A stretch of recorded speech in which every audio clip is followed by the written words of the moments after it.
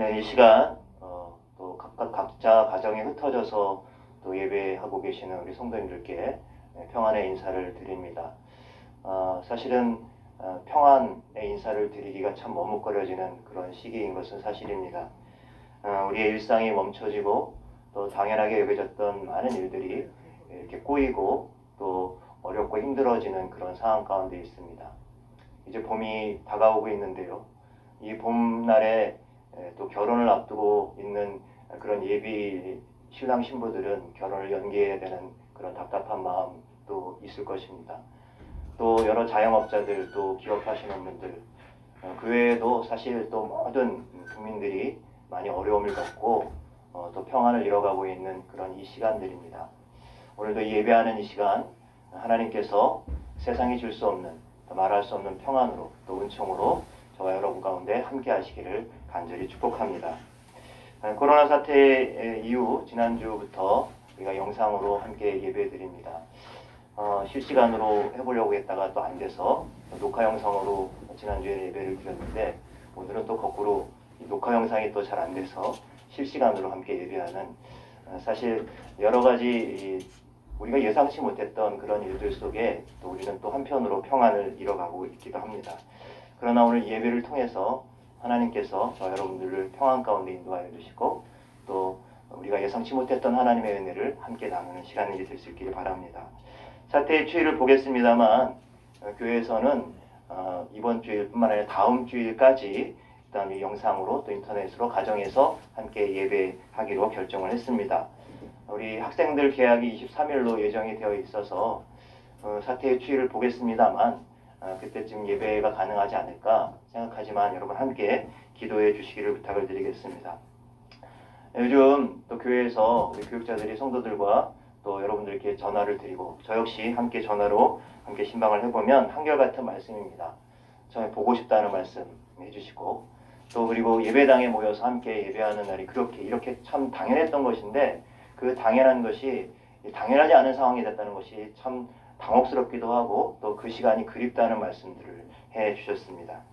그러면서 평소에 연락이 좀 뜸했던 분들도 서로 이렇게 연락을 주고받는 그런 모습들이 나타나고 있습니다. 그러고 보면 바로 이 시간들을 통해서 비록 답답하고 어려운 시간들이지만 우리는 더욱 예배에 대한 소중함 그리고 공동체에 대한 소중함을 새롭게 또 깨닫는 시간들이 되어가고 있는 것 같습니다. 어떤 종류의 어려움도, 어떤 종류의 두려움도, 어떤 상황과 환경도 우리의 예배와 또 주님의 몸된 공동체를 깨뜨릴 수 없음을 다시 한번 깊이 우리의 마음에 새기면서 하나님의 은혜를 갈망하고 누리는 저와 여러분들이 되시기를 간절히 축원합니다. 어떤 시골 동네에 작은 교회가 있었는데 그 작은 교회에 부임한 한 목사님이 부임 초기에 양복을 차려입고 양복을 입고 다니다가 얼마 그렇게 다니다 보니까 문득 이 동네에 양복을 입고 다니는 사람이 나뿐이구나 라고 하는 것을 깨닫게 되었습니다. 그래서 그 후로는 양복과 구두를 벗어버리고 수수한 평상복 차림의 운동화와 때로는 겨울에는 털신을 신고 동네 이곳저곳을 헤집고 다니면서 성도님들을 만나고 또 마을을 섬기고 교회를 섬기는 일을 하게 되었다고 합니다. 이 목사님이 이렇게 할 수 있었던 것은 자신이 이 마을 사람들과 같아지지 않고서는 목회를 할 수 없다는 생각이 들었기 때문이었습니다. 우리가 누군가를 제대로 이해하려고 한다면 그러면 바로 그 상대방의 입장으로 내려가 보든지 입장에 서보지 않고서는 불가능하다고 할 수가 있습니다. 병자들과 죄인들을 구원하러 오신 우리 예수님께서 그들의 처한 삶의 자리로 내려가신 것은 그런 의미에서 너무나도 당연한 일이었습니다. 그런데 예수님의 이 선택은 늘 당시의 종교 지도자들과 지배 계급과 충돌을 일으킬 수밖에 없었지요. 오늘 저와 여러분이 읽은 본문 말씀은 마태복음과 마가복음에도 등장하는 소위 공간복음의 병행구절로서 예수님과 당시 종교 지도자들 사이에서 안식일과 관련된 격렬한 논쟁이 있었던 그 내용 중의 일부입니다. 오늘 오른손 오그라든 그러한 환자를 회당 가운데 회당에 들어가면서 만나게 되었는데요. 바로 그 앞장에 보면, 앞부분에 보면 안식일 날 밀밭 사이로 지나가던 제자들 몇이 이 남의 밀밭에서 그 밀을 잘라서 손으로 비벼 먹은 그 일이 시비거리가 된 그러한 내용이 나오고 있습니다. 제자들이 이런 행동을 하게 된 것은 바로 그들이 허기가 졌기 때문이었을 것입니다.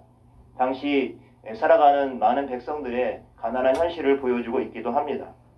그런데 문제는 제자들이 남의 밀밭 사이에서 그 밀을 훔쳐 잘라 먹은 것, 거기에 문제가 있었던 것이 아니라 시비거리가 된 이유는 바로 그런 일을 안식일에 했다는 것입니다. 당시 유대 사회에서는 안식일의 노동을 엄격하게 금지하고 있었지요.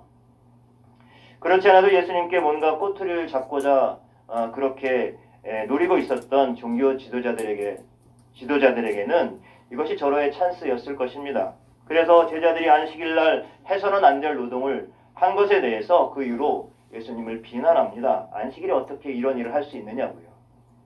그때 예수님께서는 다윗의 이야기를 끌어드립니다. 다윗이 사울을 피해서 달아날 때 제사장에게 허락된 제단의 빵, 진설병을 먹었던 사실을 이야기하면서 이 제자들의 허기졌던 그 상태를 옹호해주고 있습니다. 그러면서 예수님께서 이렇게 말씀하셨죠. 안식일이 사람을 위해서 있는 것이지 사람이 안식일을 위해서 있는 것이 아니라고 말씀하십니다.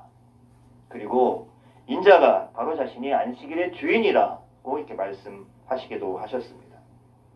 바로 이렇게 시작된 안식일의 논쟁은 바로 오늘 본문에서도 이어집니다.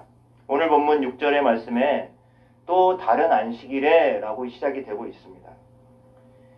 이것은 일부러 예수님께서 특별히 안식일 때마다 이러한 종교 지도자들을 향해서 이런 일종의 도발을 하고 계셨다고 볼 수가 있는 것입니다. 오늘 회당에 들어가시는데 마침 그곳에 오른손이 오그라든 그러한 환자 한 사람이 있었습니다. 이 장면도 가만히 살펴보면 왜 그 사람이 거기 있었을까? 이런 생각을 해볼 수가 있습니다. 이것은 바로 이미 한 차례 안식일 논쟁을 통해서 예수님과 함께 논쟁을 했던 종교 지도자들의 마음 가운데 예수님을 뭔가 얽어맬 그러한 무언가를 노리고 있었던 것이죠. 7절 말씀에도 보면 예수님께서 이 환자를 이 병을 고치시는가 엿봤다라는 그런 대목이 나오고 있습니다. 그만큼 종교 지도자들은 예수님의 행동을 주시하고 있었던 것입니다.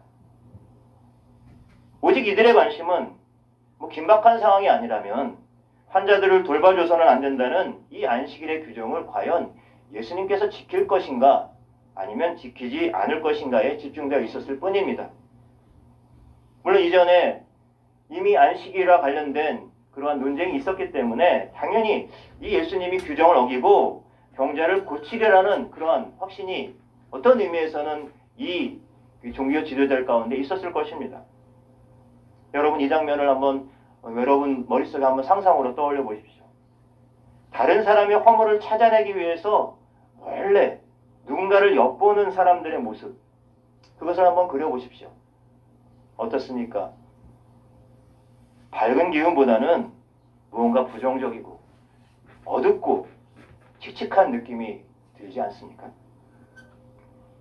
병든 자들의 고통과 또 그들이 살아가면서 겪는 그런 불편함과 그런 차별과 때로는 두려움, 이 따위에는 이 사람들은 도무지 관심이 없었던 것입니다.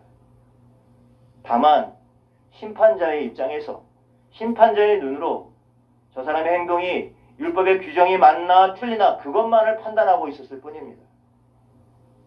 다른 이들이 겪는 구체적인 아픔과 고통, 그것은 나와는 상관없는 그냥 타인의 문제에 불과했을 뿐입니다.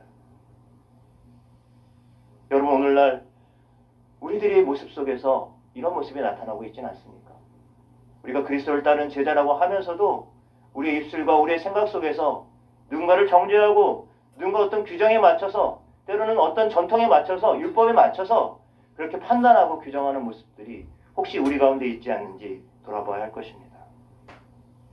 그런데 오늘 달리 예수님의 모습 가운데서는 언제나 고통받는 자들의 편에 서서 그들 가운데 함께 하시는 모습이 나타나고 있습니다.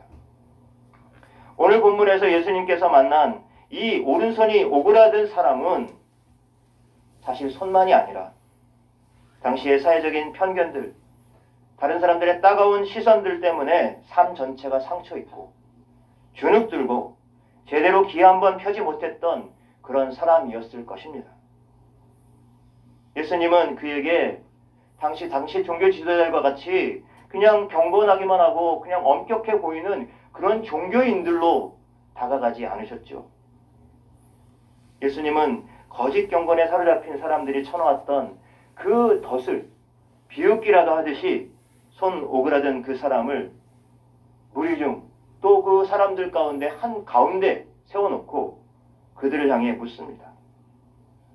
너희들이 목숨처럼 생각하는 안식일에 과연 선을 행하는 것이 옳으냐?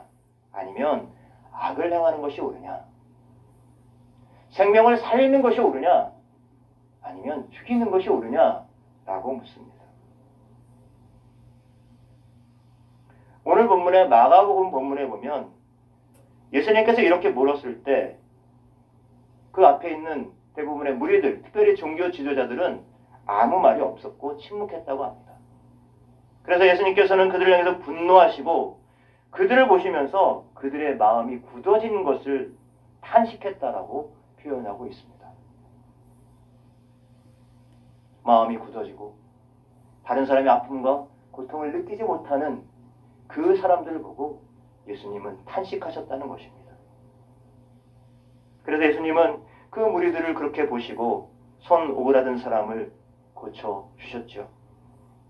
예수님께서 이렇게 안식일에 이 환자를 치유하시는 이 장면을 보고 종교 지도자들은 더욱더 분노하게 되었고 그로 인해서 예수님을 죽일 모의를 본격적으로 시작하게 되었다고 하는 것이 오늘 본문의 마지막 11절의 말씀입니다. 여러분, 이 안식일의 논쟁을 통해서 예수님께서 보여준 말씀과 그 행동은 무엇보다도 이 안식일의 근본 정신이 어디 있는가를 보여주고 있습니다. 안식일의 주인 되시는 예수님께서 하신 그 행동이죠. 그것은 바로 선을 행하고 생명을 살리는 데 있었다고 하는 것입니다. 하지만 반대로 종교 지도자들은 선을 행하고 생명을 살리는 그 가치보다 오히려 규정과 전통을 얼마나 제대로 지키는가, 제사를 얼마나 규정과 절차에 맞게 드리느냐 여기에 신경 쓰느라고 하나님의 마음이 향한 곳, 하나님의 시선이 향한 곳, 하나님의 자비와 긍휼이 필요한 그곳을 외면했던 것입니다.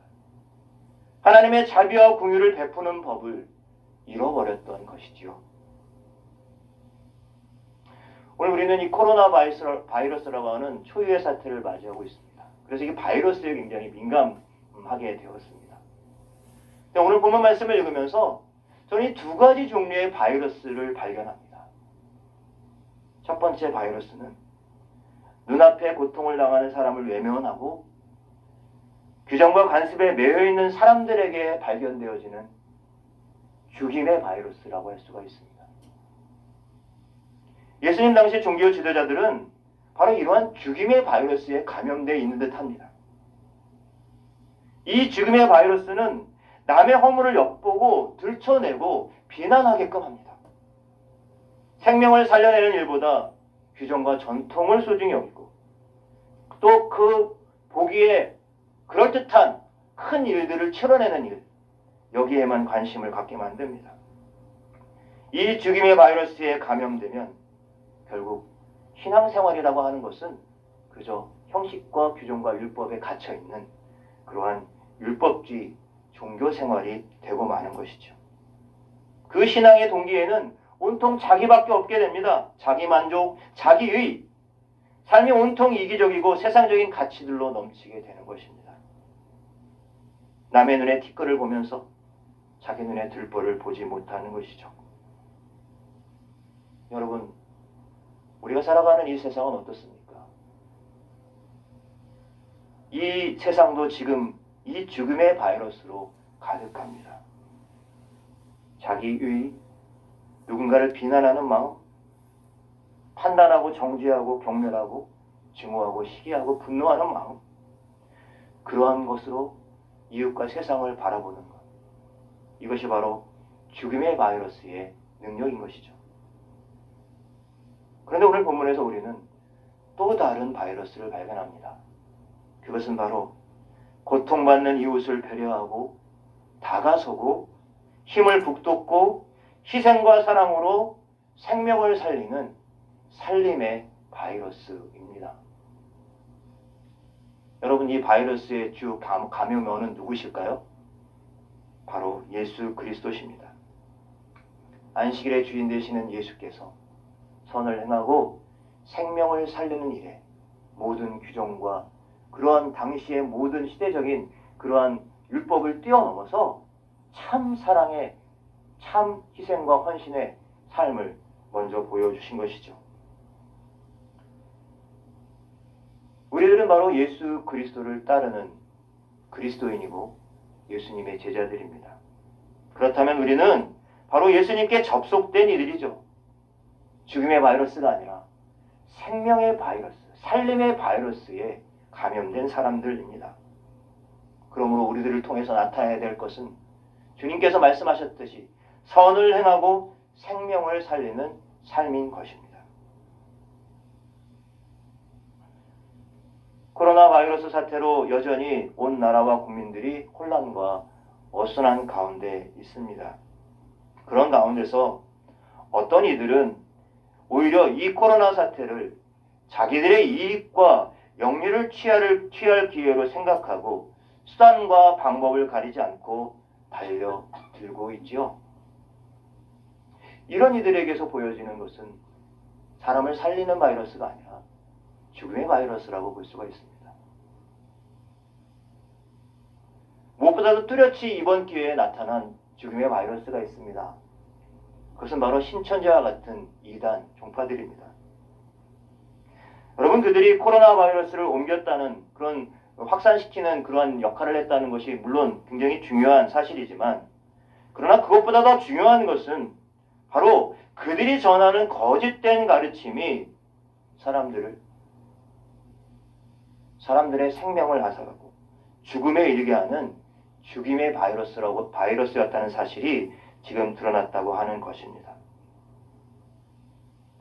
그러나 그렇게 신천지가 아니면 이단이 그렇게 드러났다는 것으로 안심하고 만족할 수 있을까요?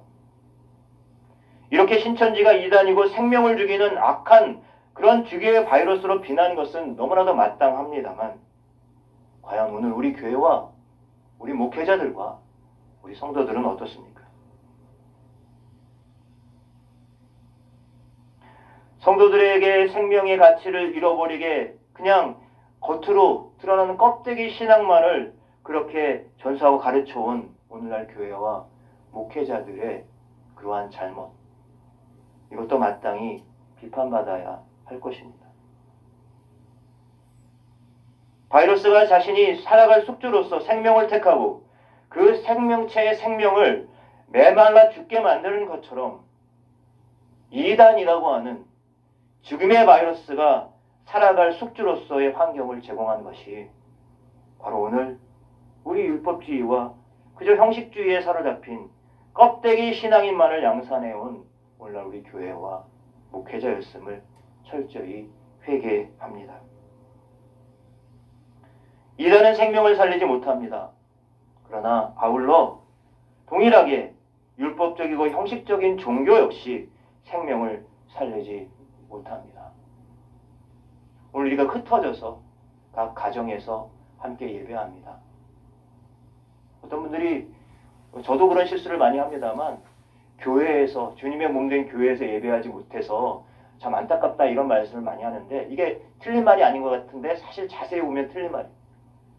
왜냐하면 주님의 몸된 교회는 그냥 건물이 아니기 때문에 여러분 이미 흩어져서 여러분의 지금 삶의 자리에서 드려지는 그곳이 바로 또 주님의 몸된 교회이고, 여러분 한 사람 한 사람이 주님의 교회입니다. 우리가 살아가는 삶이 주님의 몸된 교회로 살아간다는 사실을 오늘 이렇게 어려운 시국이지만 오히려 더 그것을 밝히 알게끔, 깨닫게끔 이러한 시련들을 우리들에게 허락해 주시는 줄로 믿습니다.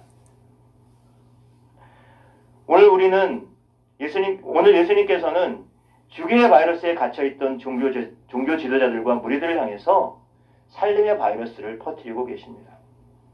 한 번도 주목받지 못했던, 존재감 없이 살았던 사람. 그래서 지금은 이 종교 지도자들에게 이용당하며 예수님을 걸려 넘어지게 할 덫으로 이용당하고 있는 이 손 오그라든 환자. 오히려 이 사람을 무리의 한가운데 세워서 그를 치유하시고 회복시키시는 그 주님의 모습 속에 우리는 큰 은혜를 받습니다. 손을 내밀어라. 말씀하시고 치료해 주시는 그 예수님의 모습은 바로 생명을 일으켜 세우고 살리는 살림의 바이러스 그 자체였다고 할 수가 있습니다.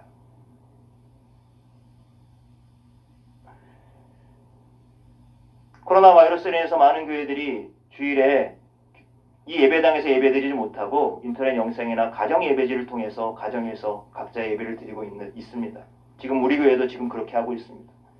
교계 일부에서는 이런 결정에 대해서 어떻게 주일 예배를 포기하고 중단할 수 있는가 비난하면서 나름 신학적이고 교리적인 이유들을 내세우고 있습니다. 그러나 여러분, 이것은 결코 예배의 중단이 아닙니다. 우리는 함께 그리스도의 몸된 교회로 각자 흩어져서 삶의 자리에서 또 가정에서 함께 연결되어 예배하고 있는 것입니다.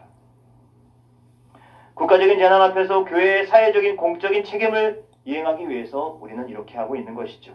결코 하나님에 대한 신앙이 부족하거나 감염병에 대한 과도한 두려움 때문이 아니라 오히려 이웃사랑의 정신과 선을 행하고 오히려 살림의 바이러스를 전파하기 위해서 이러한 조치와 결정을 내리고 이렇게 예배하고 있는 것입니다.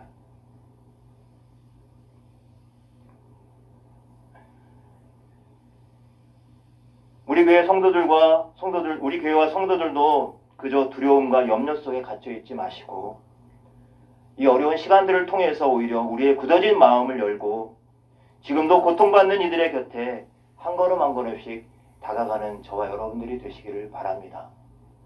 여러분, 요즘 소식을 보면 우리가 죽음의 바이러스에 관련된 소식도 있지만 사람들의 모습 속에서 이 어려움 속에서도 다른 사람을 배려하고 또 섬기려고 하는 많은 사람들 속에서 이 살림의 바이러스가 전파되고 있는 것을 보게 됩니다.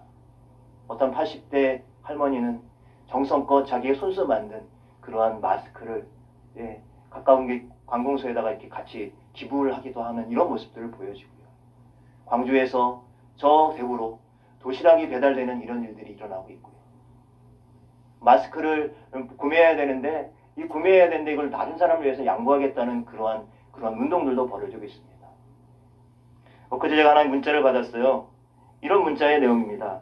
이 지금 캠페인이 벌어지고 있나 봅니다. 밀접 접촉이 일상인 당신, 환자를 돌보는 당신, 그리고 두려워하는 당신을 위하여 마스크 구매를 양보합니다. 당분간 거리 두기와 재사용, 면 마스크로 버텨보겠습니다.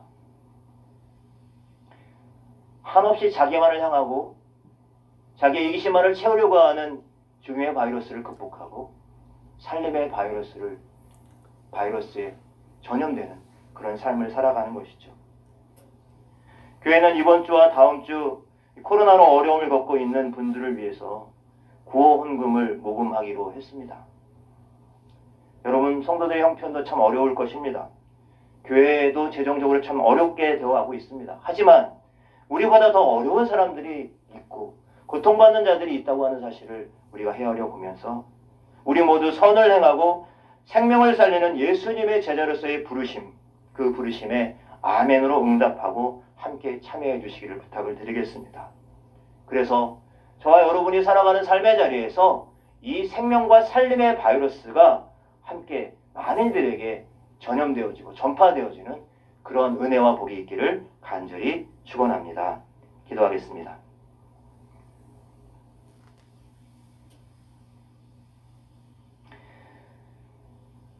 긍휼과 자비가 풍성하신 하나님 아버지, 우리 주님이 십자가를 향해 걸어가신 이 고난을 묵상하는 이 사순절 둘째 주일에 온 가족들이 함께 각자의 처소에서 모여 예배드립니다. 코로나19로 인하여 온 세상이 불안과 두려움에 떨고 있는 이때에 하나님 우리들을 붙들어 주시옵소서. 병아리가 어미닭의 날갯짓을 파고들듯 주님의 품을 찾았는데 허물 많고 나약한 우리들을 주님의 크신 자비로 품어 주시옵소서.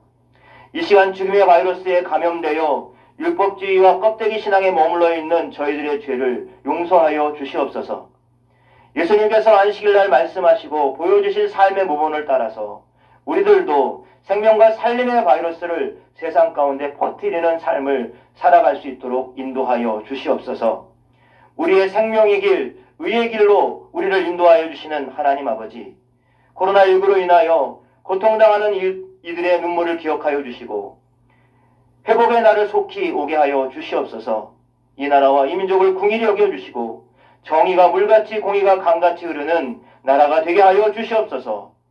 주님 앞에 예배하는 우리 성도들과 가정이 하나님 나라의 파수꾼이 될 수 있도록 우리의 걸음걸음을 지켜 주시옵소서. 예수님의 이름으로 기도드립니다. 아멘.